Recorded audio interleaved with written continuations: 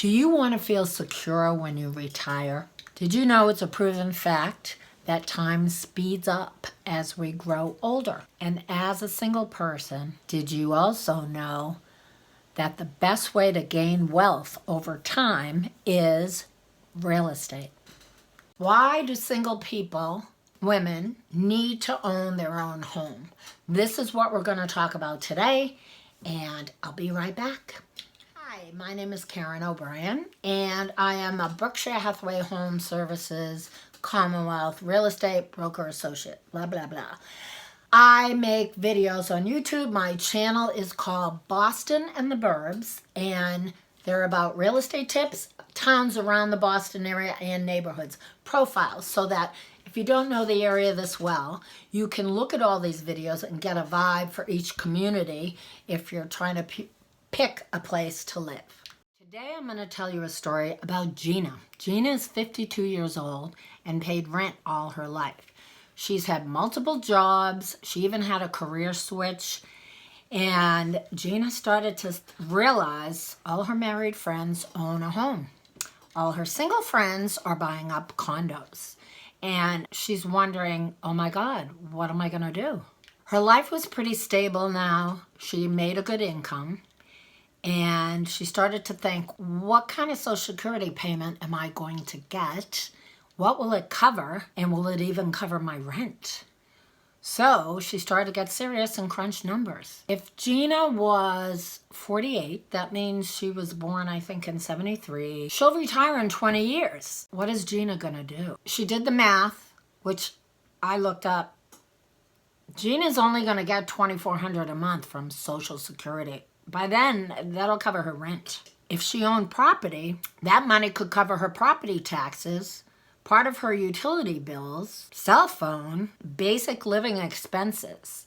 So in addition to Social Security, she would still need money, of course, as we all do. If you just rent, you're putting yourself at the mercy of society, landlords, and the economy. If you own your own home, whether it be a condo or a single family house or a 2-unit building, your costs in retirement are, if you still have a mortgage, or if you get to pay that off, it will be real estate taxes, homeowners dues if you have a condo, maintenance fees if you have a house to take care of. If you've kept it up, it should be pretty good. Always have a little fund for emergencies and maintenance. You could be retired for 20, 30 years. You need to fix the heat. You need to fix a leaky roof. Ideally, have all those things checked a couple of years before you retire and have them done. So the goal is a down payment.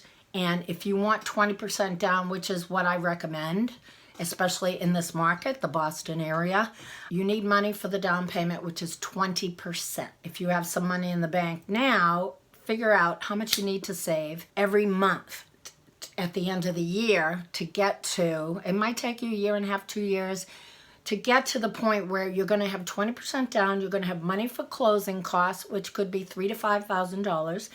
You're going to have money, a little slush fund, so that when you move in, if you want to paint, refinish floors, upgrade anything, and buy some new things, you won't be sorry. Trust me, you won't be sorry. So taking control of your life is like this. How many high heels do you have? You don't wear them anymore. Get rid of them. This is a little heel, but out the window.